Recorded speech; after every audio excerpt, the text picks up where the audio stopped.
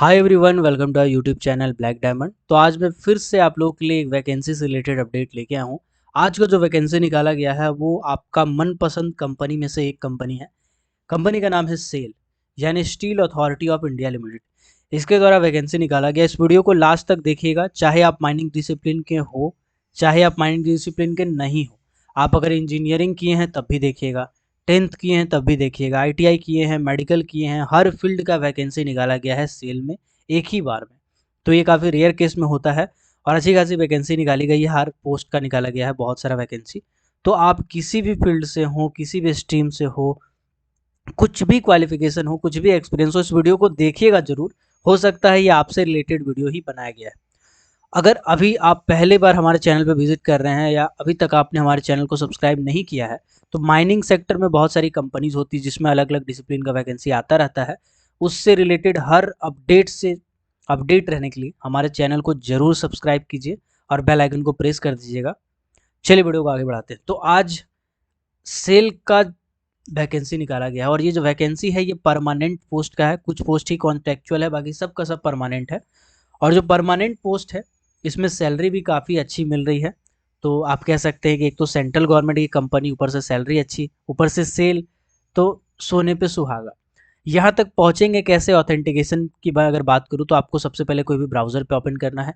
यहाँ पे आपको लिखना है सेल भिलाई वैकेंसी, या फिर डायरेक्ट आप सेल लिख के भी सर्च कर सकते हैं। सेल लिखने के बाद यहाँ पे जो सेल कैरियर्स.com आ रहा होगा पहला नंबर पे, देखिएगा जस्ट अ सेकंड, यहाँ पे सेल्सकैरियर.com आ रहा होगा। आपको इसमें क्लिक करना है। क्लिक करने के बाद थोड़ा सा वेट करना है, उसको स्क्रॉल करना है। स्क्रॉल करने के बाद देखिएगा यहाँ पे अलग अलग प्लांट और ये इस्टेब्लिशमेंट होगा। आप चाहें तो इसमें भी भिलाई में जाके सर्च कर सकते हैं, या फिर जनरली आप जो न्यूज़ आ रहा है यहाँ पे, an opportunity to join Bhilai steel plant, Chandrapur ferroalloy plant, Salem steel plant, SAIL requirement notification for various post English Hindi. जो नोटिफिकेशन आप देखना चाहते हैं आप देख सकते हैं। तो हम अभी इंग्लिश वाला में क्लिक करते हैं। क्लिक करने के बाद थोड़ा सा वेट करेंगे, आपके सामने नोटिफिकेशन रिलीज हो जाएगा। ये जो नोटिफिकेशन है वो जो बहुत ही रिसेंट निकाला गया है एडवर्टाइजमेंट। अभी इसका वैकेंसी का स्टार्टिंग डेट भी नहीं आया है फॉर्म भरने का। अलग अलग डिसिप्लिन की वैकेंसी है। इसके बारे में थोड़ा सा बता देता हूँ। Steel authority of India limited, जैसे कि नाम से ही पता है, स्टील बनाने का काम करती है। इसके साथ साथ फेरो एलॉय और बहुत सारा एलॉय भी बनाती है ये। इसका अलग अलग जगह पे प्लांट सिचुएटेड है, जिसमें से एक भिलाई पावर प्लांट है, भिलाई प्लांट है, सेलम स्टील प्लांट है। इसके लिए वैकेंसी निकाली गई है। ये एक महारत्न कंपनी है। महारत्न कंपनी, मिनी रत्न और नवरत्न, 3 स्टेटस की कंपनी होती है। जो जनरली पावर सेक्टर वाली और माइनिंग सेक्टर की कंपनीज होती है उसे इन कैटेगरीज में बांटा जाता है। तो महारत्न कंपनी है, मतलब आपको पैसा कौड़ी अच्छा खासा मिलेगा। सेंट्रल गवर्नमेंट की जॉब है, पूरी तरह से परमानेंट है। तो कौन कौन सा वैकेंसी है मैं खाली नाम बताऊंगा और माइनिंग वाले को पूरा इलिबरेट करूंगा। अगर आप उससे रिलेटेड हैं तो पॉज करके देख लीजिएगा। क्वालिफिकेशन सीनियर कंसल्टेंट कार्डियोलॉजी, इसका टोटल एक वैकेंसी है। सीनियर कंसल्टेंट न्यूरो सर्जरी एक है टोटल। जनरल मेडिसिन का 2 है। ऑर्थोपेडिक्स का 1 है। जनरल सर्जरी का 2 है। साइकाइट्रिक का 1 है। ENT का 1 है। ट्रांसफ्यूजन मेडिसिन का 1 है। इसके बाद अब अगर हम अब हाइड्रोलिक्स वाले की बात करें तो मैनेजर का हाइड्रोलिक मेंटेनेंस एंड यूनिट वाला, यूटिलिटीज वाला 1 है, टोटल 2 है। मैकेनिकल वाला 2 है। मैकेनिकल एंड बार रोड मिल के लिए 2 है, 1 निकाला गया है। इलेक्ट्रिकल के लिए 1 है। मैनेजर वाला DY मैनेजर में माइनिंग का निकाला गया है। राव घाट माइंस के लिए टोटल 1 वैकेंसी, जो कि अनरिजर्व कैटेगरी के लिए निकाला गया है। जूलॉजी के लिए भी निकाला गया है DY मैनेजर का, वो भी टोटल 1 ही वैकेंसी है। असिस्टेंट मैनेजर की बात करें तो असिस्टेंट मैनेजर BOE का निकाला है 12 वैकेंसी। असिस्टेंट मैनेजर सेफ्टी का निकाला है 10 वैकेंसी, जिसमें से बैकलॉग का भी निकाला है PWBD वाले कैंडिडेट के लिए। देन अब आते हैं डायरेक्ट माइनिंग वालों पे। डायरेक्ट तो माइनिंग वाला वैकेंसी यहाँ पे निकाला गया है माइन फॉरमैन का, जो कि S3 ग्रेड में आता है। टोटल 16 वैकेंसी है, जिसमें अनरिजर्व कैटेगरी के लिए 5 वैकेंसी, SC कैटेगरी के लिए जिसमें से 2 वैकेंसी है, 1 बैकलॉग वाला है। मतलब आपको कुल मिलाकर के समझना है कि SC का 2 वैकेंसी है। ST वाला 8 वैकेंसी है, जिसमें से 3 बैकलॉग वाला है। बैकलॉग का मतलब होता है जो पिछले बार वैकेंसी निकाला गया था और सीट फुलफिल नहीं कर पाया था, इस वो जो वैकेंसी है वो फिर से निकाला गया। तो जोड़ के टोटल 8 वैकेंसी है। OBC कैटेगरी का 1 भी वैकेंसी नहीं है। EWS कैटेगरी का 1 वैकेंसी है। PWBD यानी फिजिकल हैंडीकैप्ड की अगर मैं बात करूं, जिसे हम दिव्यांग कहेंगे, तो दिव्यांग का टोटल 1 भी वैकेंसी नहीं है। एक्स सर्विसमैन का टोटल 2 वैकेंसी है, ठीक है। तो ये एक अच्छा खासा वैकेंसी आपको देखने को मिलता है। अब सर्वेयर की बात करूं तो सर्वेयर जो कि S3 ग्रेड में है, इसमें टोटल 4 वैकेंसी है। अनरिजर्व कैटेगरी का 3 वैकेंसी है, SC का एक भी नहीं है, ST का एक है, OBC का भी एक भी नहीं है, EWS का भी एक भी नहीं है, PWBD का 2 कैंडिडेट वैकेंसी है, ये एक्स सर्विसमैन का एक भी नहीं है। बाकी ऑपरेटर कम टेक्नीशियन इलेक्ट्रिकल सुपरवाइजर की बात करें 8 वैकेंसी है, 6 आपका अनरिजर्व कैटेगरी का है, SC का नहीं है, ST का 2 है, OBC का भी नहीं है, एक्स सर्विसमैन का भी नहीं है, PWBD का नहीं है, एक्स सर्विसमैन का सॉरी ये एक है। माइनिंग मेट की बात करें तो टोटल 17 वैकेंसी निकाला गया है, जिसमें 5 सीट अनरिजर्व के लिए है, एक है आपका SC के लिए, 8 है ST के लिए, OBC के लिए एक निकाला गया है जो कि नॉन क्रीमी लेयर वाले ही भर सकते हैं, EWS कैटेगरी का 2 है, PWBD का एक भी नहीं है और एक्स सर्विसमैन का 2 है। ऑपरेटर कम टेक्नीशियन की बात करें बॉयलर ऑपरेशन वाला तो 43 वैकेंसी, अच्छी खासी वैकेंसी निकाली गई है, जिसमें 21 जनरल का है, SC का 5 है, ST का 11 है, OBC का 3 है, 3 आपका EWS कैटेगरी का है, 9 आपका PWBD वाले हैं और एक्स सर्विसमैन के टोटल 5 वैकेंसी है। तो इसी तरह से अगर असिस्टेंट अटेंडेंट कम टेक्नीशियन बॉयलर ऑपरेशन की बात करें तो उसमें 23 वैकेंसी है टोटल। अब मैं स्क्रॉल कर रहा हूँ आगे। ट्रेनी का भी वैकेंसी निकाला गया है, बहुत सारे ट्रेनी का वैकेंसी इसमें निकाला गया है। आप देखिए मेटलर्जिकल ट्रेनी है 9 वैकेंसी, मैकेनिकल है 4, इलेक्ट्रिकल है 4, इंस्ट्रूमेंटेशन है 4, केमिकल है 3। आप पाउस करके अपना कैटेगरी वाला देख सकते हैं। मैं एक काम करता हूँ, मैं इसको और जूम कर देता हूँ।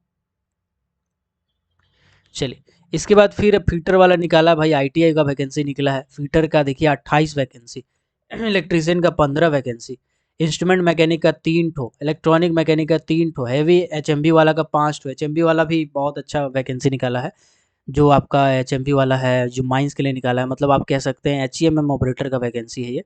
HEMM ऑपरेटर का यहाँ पे टोटल 5 वैकेंसी है, ठीक है। तो अप्लाई कर सकते हैं, बहुत सारे लोग HEMM वाले होंगे यहाँ, ठीक। बाकी अब एक एक करके क्वालिफिकेशन की बात करता हूँ। आप स्क्रॉल करके अगर आपका इसमें क्वालिफिकेशन पोस्ट है तो आप स्क्रॉल करके या पाउज करके आप देख सकते हैं, पूरा पाउज करके। सीनियर कंसल्टेंट का है, आप देख लीजिएगा, सीनियर कंसल्टेंट न्यूरोलॉजी है, कंसल्टेंट है। इनका क्वालिफिकेशन आप चाहें तो पाउज करके देख सकते हैं, कि वीडियो बहुत लंबा हो जाएगा अगर मैं एक एक को एलिब्रेट करूँ तो। सीनियर मेडिकल ऑफिसर का वैकेंसी है, मेडिकल ऑफिसर का भी है, मैनेजर हाइड्रोलिक का, मैनेजर मैकेनिकल का, मैनेजर मैकेनिकल का, इलेक्ट्रिकल का, DY मैनेजर माइनिंग में मांगा क्या बता देता हूँ। बी होना चाहिए बैचलर ऑफ इंजीनियरिंग या bachelor of technology full time mining engineering में किसी भी रिकॉग्नाइज इंस्टीट्यूट से। साथ ही साथ फर्स्ट क्लास मेटल माइन का सर्टिफिकेट होना चाहिए, चाहे रेस्ट्रिक्टेड हो अनरेस्ट्रिक्टेड हो, आप अप्लाई कर सकते हैं। MMR के हिसाब से फर्स्ट क्लास माइन मैनेजर का सर्टिफिकेट होना चाहिए। इसके बाद बोला गया है कि पोस्ट क्वालिफिकेशन एक्सपीरियंस होना चाहिए 4 साल का, 4 साल का एग्जीक्यूटिव कैडर पे, ठीक है। फर्स्ट क्लास मैनेजर ऑब्टेन होने के बाद यहाँ पे स्पष्ट तौर पे लिखा है, और अभी बोला है कि in any non coal mines, non coal mines मतलब कोयला माइंस को छोड़ के बाकी माइंस में आपको 4 साल का एक्सपीरियंस चाहिए, जो आपका एग्जीक्यूटिव कैडर का होना चाहिए। तो ये कंडीशंस यहाँ लिखा है, अपर एज लिमिट 34 ईयर रखा गया है। बाकी आप इसको स्क्रॉल करके देखेंगे, जूलॉजी वाले MSc मांगा है, असिस्टेंट मैनेजर बॉयलर का, असिस्टेंट मैनेजर सेफ्टी का, ठीक है। तो आप इसको देख लीजिएगा। बाकी मैं इसको स्क्रॉल करते जा रहा हूँ। अब माइनिंग फॉरमैन पे आता हूँ, डायरेक्ट माइनिंग वालों पे। देखो भैया माइनिंग फॉरमैन में अपर एज लिमिट 28 साल मांगा है। मैट्रिकुलेशन बोला है कि 3 साल का मैट्रिकुलेशन के बाद डिप्लोमा होना चाहिए जो कि फुल टाइम हो, ठीक है। इसके बाद बोला है valid mine foreman certificate of competency आपके पास होना चाहिए माइन MMR के हिसाब से।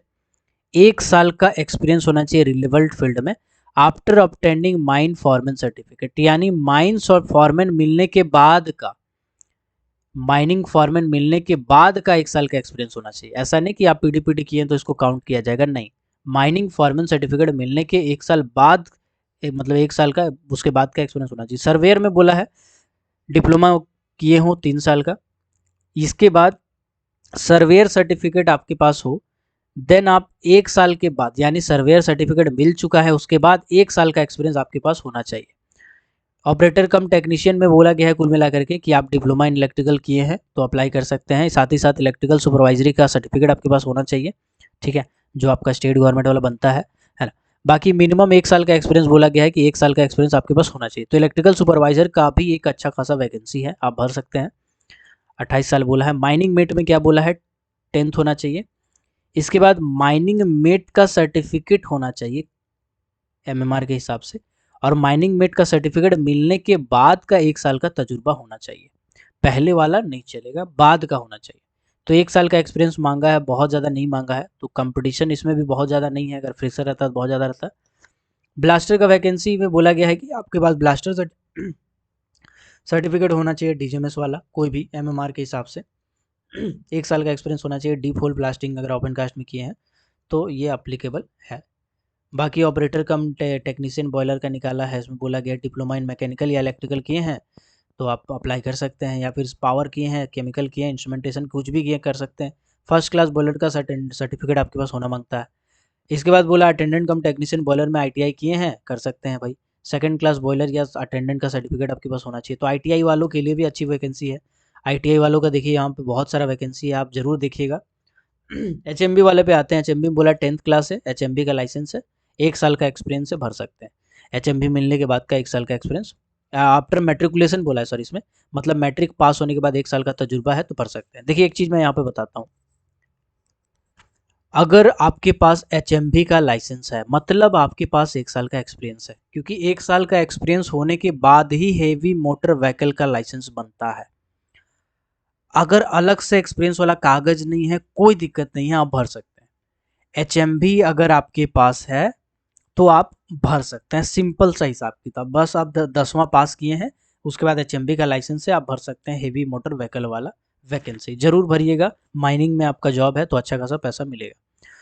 फायरमैन कम फायर इंजीनियर का उसमें बताया गया है कि HMB लाइसेंस होना चाहिए, साथ ही साथ आपका मेट्रिकुलेशन के बाद ड्राइविंग होना चाहिए। मतलब फायरमैन में भी HMB लाइसेंस वाले भर सकते हैं। तो HMB वाला का 2 वैकेंसी हो गया, एक हो गया आपका अटेंडेंट कम टेक्नीशियन ट्रेनी HMB वाला, एक फायरमैन कम फायर इंजन ड्राइवर का HMB वाला। तो दोनों में HMB मांगा है, ठीक है।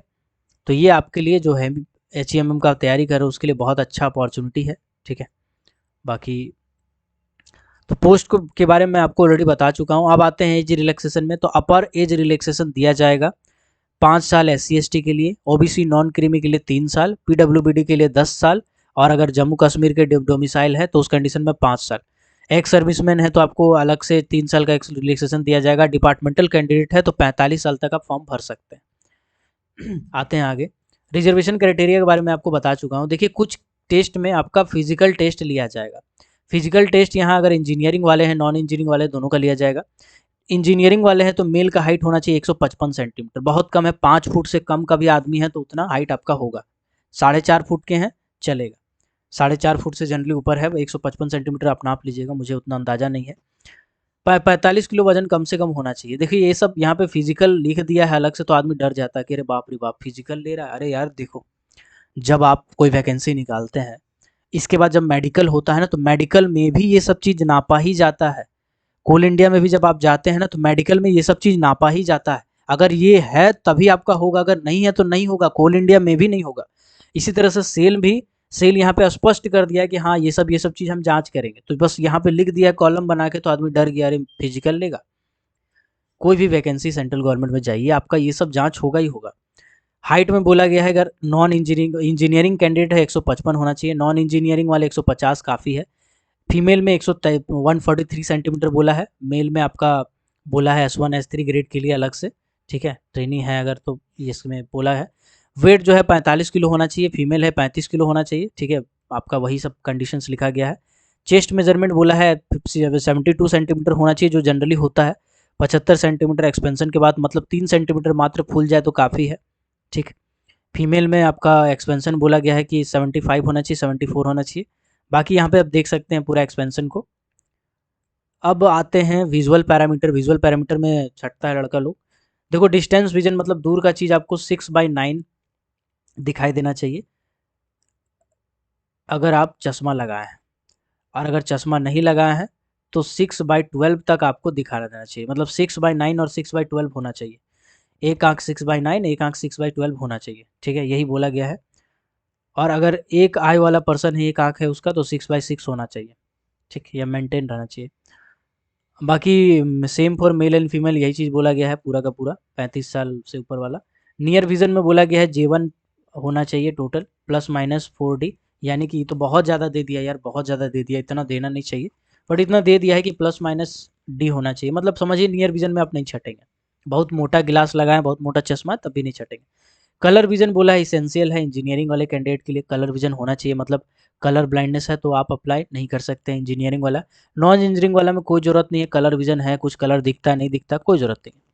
स्टैंडर्ड में बोला है नॉर्मल होना चाहिए, इसी और लेटर टेस्ट किया जाएगा, मतलब कुल मिलाकर के पीडीएफ आता है, आप सर्च करेंगे ISIHIHARA है ना, इसी हारा पीडीएफ टेस्ट आप सर्च करेंगे मतलब गूगल में, तो आपको एक पीडीएफ मिल जाएगा, डाउनलोड कीजिएगा। उसमें अलग अलग कलर का कुछ कुछ लिखा रहता है, आप पढ़िएगा, आपसे पढ़ा जाता है, समझिए आपका ठीक है। एक लालटेन टेस्ट होता है जो बहुत पुराना पद्धति का इस्तेमाल है। बायो न्यूक्लियर विजन के बारे में भी इसमें बता दिया गया है क्लियर, ठीक है। फिजिकल स्टैंडर्ड में कुछ ऐसा है नहीं, आप सीधा आते हैं पैसा कौड़ी पे, कितना पैसा मिलेगा। देखो यार, अगर आप E4 ग्रेड पे आते हैं तो 90,000 बेसिक है आपका, ठीक है। 3% का इंक्रीमेंट है, 2,40,000 तक जाएगा। कंसल्टेंट मैनेजर E3 ग्रेड में आते हैं तो 80,000 बेसिक है, 3% इंक्रीमेंट है, 22,000 तक जाएगा। Senior medical officer deputy manager बनना चाहता है, 70,000 बेसिक है, 3% इंक्रीमेंट, 2 लाख तक जाएगा। मेडिकल ऑफिसर असिस्टेंट मैनेजर है, फर्स्ट ईयर में आपका 50,000 बेसिक है, 3% इंक्रीमेंट, 1,60,000। सेकेंड ईयर में 60,000 बेसिक, 3% 1,80,000। माइनिंग वाले पे आते हैं। S3 ग्रेड में अगर माइन फॉरमैन है, सर्वेयर है, या ऑपरेटर कम टेक्नीशियन डिप्लोमा वाले हैं, बॉयलर वाले हैं, तो कितना पैसा मिलेगा? 26,600 रुपया बेसिक है सर, बेसिक है 26,600 रुपया सर। ये नहीं बोला कितना सैलरी आपका, 26,600 बेसिक है। इसमें मान के चलिए 15,000 और जोड़ के, मोटा मोटी, ठीक है, मोटा मोटी आप इसमें एक काम कीजिएगा, 15,000 रुपया जोड़ दीजिएगा, ठीक। तो मान के चलिए आपका 40,000 के आसपास सैलरी होगा स्टार्टिंग। आपका स्टार्टिंग सैलरी कितना होगा? 40,000 के आसपास होगा, ठीक है। ये बेसिक 38,000 तक जाएगा 3% इंक्रीमेंट के साथ, हर साल 3% इंक्रीमेंट होगा। माइनिंग मेट की बात करें तो 25,770 रुपया आपका बेसिक हो जाएगा, ठीक है। इसमें 12 के आसपास का आप जोड़िए आप, ठीक है। तो 37,000 के आसपास आपका स्टार्टिंग सैलरी होगा माइनिंग मेट का, ठीक है। तो इसमें 37 है, इसमें 40-41 के आसपास है। माइन फॉरमैन में 40 के आसपास है, और माइनिंग मेट में, ब्लास्टर में, अटेंडेंट में इसमें 37,000 रुपया आपका पेमेंट होगा स्टार्टिंग, मोटा मोटी। मैं एग्जैक्ट नहीं बता रहा हूँ, मोटा मोटी हिसाब बता रहा हूँ, ठीक। चलिए, आई होप यहाँ तक आपको समझ में आ गया होगा। अब हम लोग आगे बढ़ते हैं। फ़ी के बारे में बात करें तो S3 ग्रेड का, E1 ग्रेड का या उससे ऊपर का 700 रुपया, S3 ग्रेड का 500 रुपया, S1 ग्रेड का 300 रुपया पैसा लगता है, ठीक है। बाकी SC ST कैंडिडेट के लिए यहाँ पे 200-150 है। लास्ट डेट की बात करें फ़ी भरने का डायरेक्ट, तो देखो भैया, लास्ट डेट जो है वो आपका स्टार्टिंग डेट 26/11/2012 है, 22 है ना। और जो लास्ट डेट है वो 17/12/2022 है। ये आपका लास्ट डेट है, तो फॉर्म को जरूर भरिएगा, और इस वीडियो को जरूर अपने दोस्तों के साथ शेयर कीजिएगा, क्योंकि हो सकता है आपका एक शेयर किसी और का करियर बना सकता हो। मिलते हैं अगले किसी और वीडियो में, तब तक के लिए keep watching, keep supporting, till then, जय हिंद।